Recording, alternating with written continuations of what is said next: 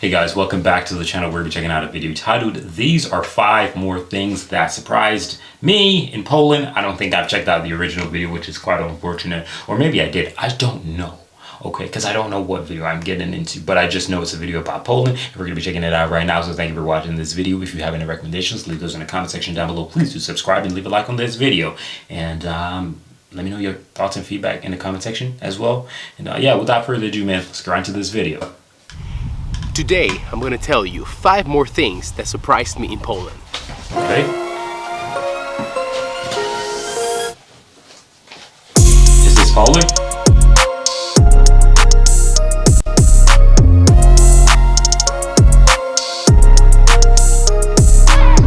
Boom! Cześć ludzie! What's up, people?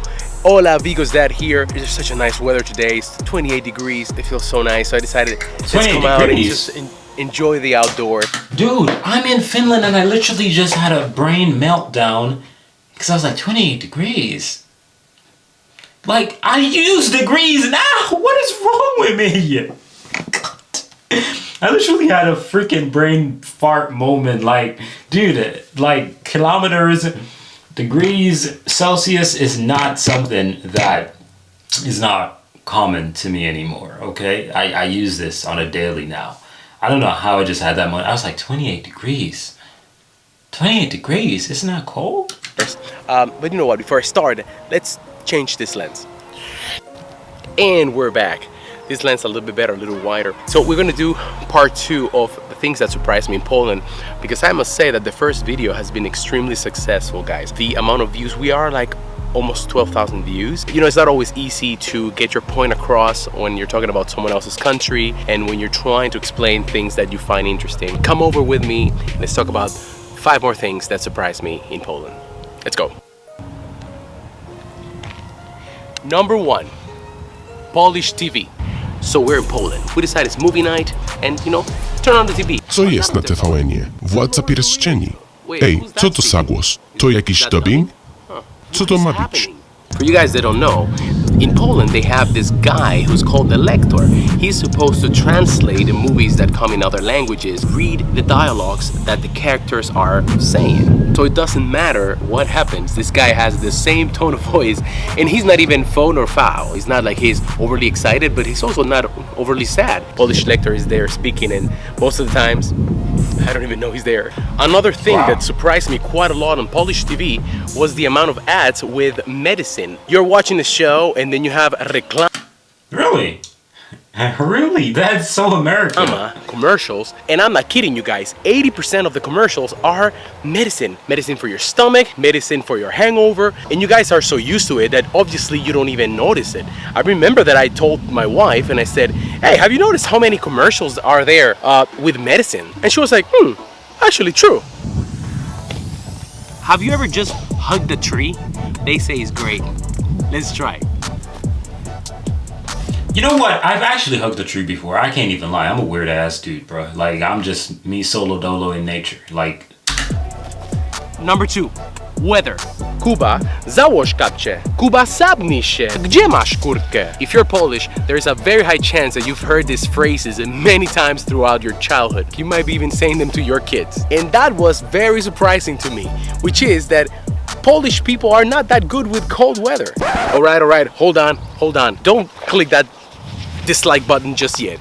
Hear me out. I don't want to say that you overdress, but you do wear a lot of layers. You live in a country that has very harsh winters, and frostbite and pneumonia are real dangers out there. I've discovered that Polish people don't like feeling cold. You're great at covering up using the right amount of... I mean, I can't lie. I live in North Finland. I see people cover way more than I do. Like, deadass, I go outside. Like, yesterday, I went outside. I had one of these on. I had this on for sure. And I'm just pushing out. And everybody got their winter jacket on. Everything, winter. If I'm not going to be outside, like, standing still, I'm not going to, you know, have all the accessories, to be honest. But, yeah, I don't really think you can overdress for winter, in my humble opinion. It's all about, you know, preparation, because you never know what might happen. And some people like to keep the body at its optimum temperature. I have my ways of why I don't really get that cold, because I do things that a lot of people don't do. So that's my thing. But outside of that, there ain't nothing wrong with it. Winter gear, the right amount of layers, but the moment that your skin gets exposed, and I know what you're saying, you're probably thinking, what is this Latino here telling me how to deal with cold? I know, we are terrible. If it's below 10 degrees, we cannot even think straight. In my particular case, I like feeling cold, I hate feeling hot. This right now is getting a little bit too much. No, seriously, it's getting a little bit too much. Let's go to the shadow. I feel you on that, shorty.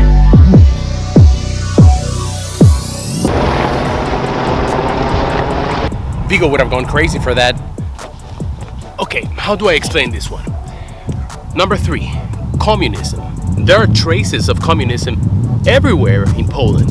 And when you go for the first time or for the first times, it starts to become very apparent how much of it is ingrained in the society. It's in the architecture, it's even in the mindset of some of the citizens. Pani na kasie w PKS-ie, the lady selling tickets at the train station, she's gonna have a little bit of attitude. She's gonna tell you things straightforward like they are. She's gonna get pissed at you because you don't have change. But all games aside, I don't want to mock this. This is a society that has gone through a lot of hardship. Communism was not a good time. You know, we are neighbors with Cuba, so we kind of have an idea what communism was about. And I'm thankful that Dominican Republic was never part of something like this.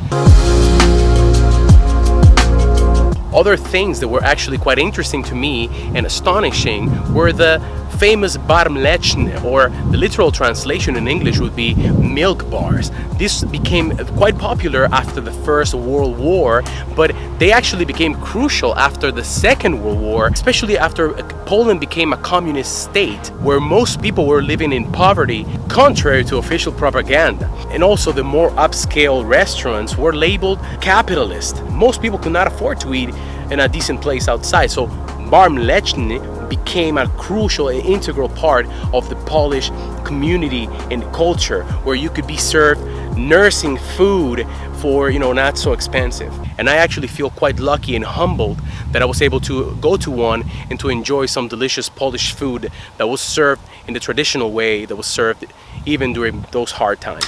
That's pretty cool. Pretty cool to hold it down, hold the tradition down, because like Polish history is it's not nice at all.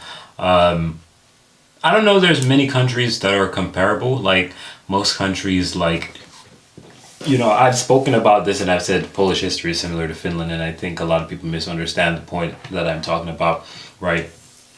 But Finland is one of the countries that is similar to Polish history. In what sense? Meaning, you weren't invading anybody, you were the one being attacked, right? It's that simple, right? The base thing that makes both of you common denominators, right? That's the thing, right? And when you think about a country like Sweden, Sweden had its empire. You think about USSR, you think about all these other countries. Germany had its empire, Italy had it, Spain, freaking you go all across Europe, most of these countries had an empire or some sort of invasion that they were doing to other countries or whatever, right? It's quite unfortunate when you actually find the European countries that never did that, because their history is usually really, really dark, really, really sad.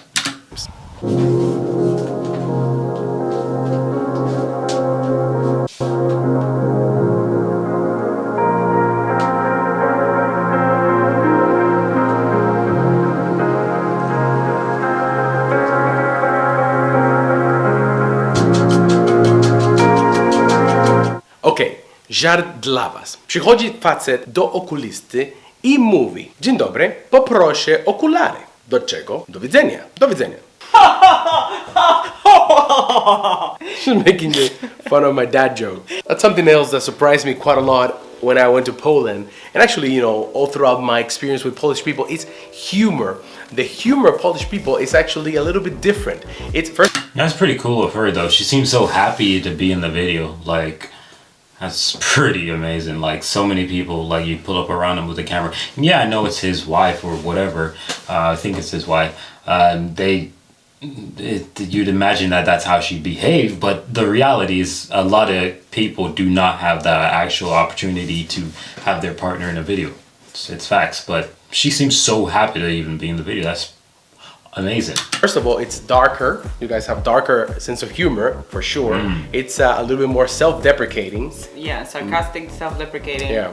Sometimes she would make jokes. When she lived in the Dominican Republic for, a year, and sometimes she would make jokes, and then people would be like, Will feel bad for me. Don't say that about yourself. Like, she's just joking. But anyways, it's a little bit more self-deprecating. And also, it happens that we have a lot of Polish movies, and some of them are supposed to be comedies, and then they Supposed to be comedies. Yeah, and they have they have English subtitles, but sometimes I sit there and they are looking at me like, wasn't funny, and I'm like, Yeah, they have too many cultural references and like language jokes. Yeah. Like you have to, and they are not translatable. it's like more. I mean, you said it to And me the the other day, context. like yeah, like and context the cultural based. context is like, for example, we were trying to see Sami Svoi and you were not getting it at all.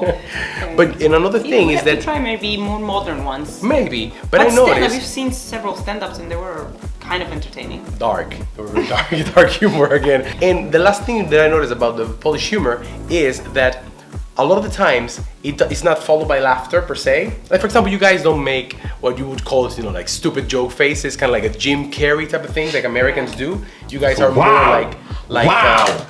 Wow, don't you dare go at Jim Carrey. Then the entire United States, don't do that. Damn, man. Damn. I love Jim Carrey. Jim Carrey is pretty amazing. But I think Jim Carrey is funny without the silly faces. I just think that's a part of his character trait where he makes silly faces as well. yeah, like with substance. The joke itself is inside the joke. It's not a funny face that you make. You know what I mean? Yeah, funny face and laugh. I've noticed that. Yeah, but I also understand. thought that you meant that we don't like fall over laughing. Like we sometimes just say, Yeah, "Oh, like that's funny," or sometimes jokes don't follow a laughter. You know what I Yeah, mean? okay. Like you're not gonna go and say yeah da da da da ha ha ha ha. You know what I mean? Okay, so that's it. That surprised me. Your humor.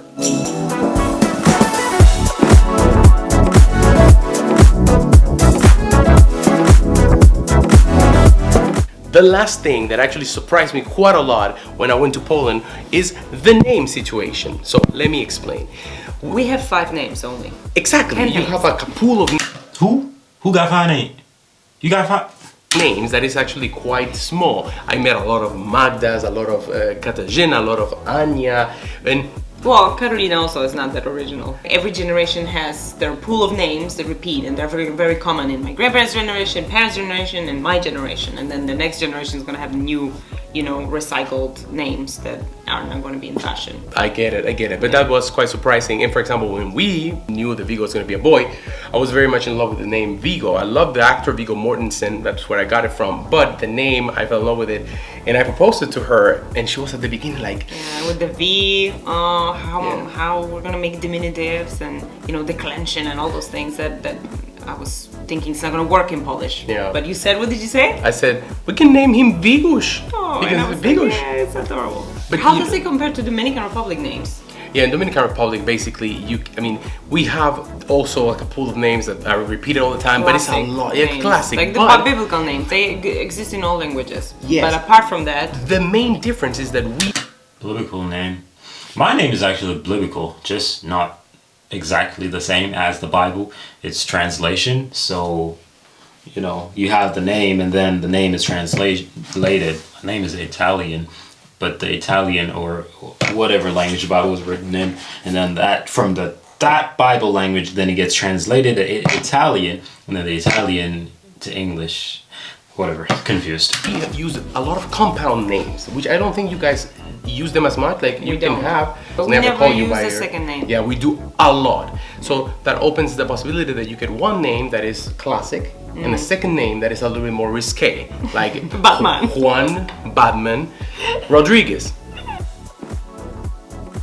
you combine 2 names to create a new name for your baby. Like Completely, 100%. half a name from the father and half a name from the mother. Yes, Juan and Carolina, and it can be Huacar.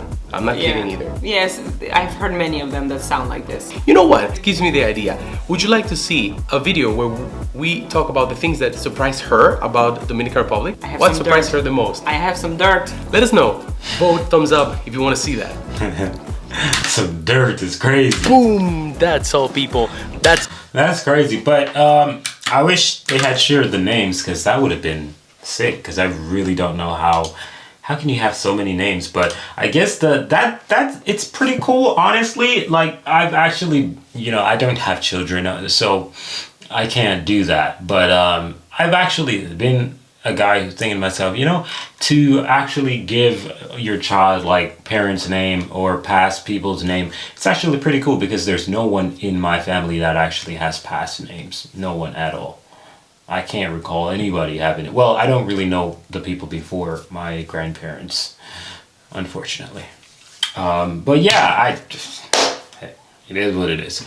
But this was quite a surprising video. The humor part, man, I kind of get it a lot, you know, but I do believe humor comes in the way of the people, if that makes sense. So wherever you are, you know, so humor is more like a development situation. So it's not like, oh yeah, you just take this and you just throw it there, and this for funny for you is going to be funny for me, right? I think it's a development thing. So if you've been in that location, been around that type of people, been around this, that, it will transcend over and over and over, eventually, you know, being funny throughout all the people who are from that area. However, I don't think that it's something that easily just transcends to a different country or, you know, region, or people with different humor taste, if that makes sense. But yeah, thank you guys for watching this video. I'm out of here. Peace.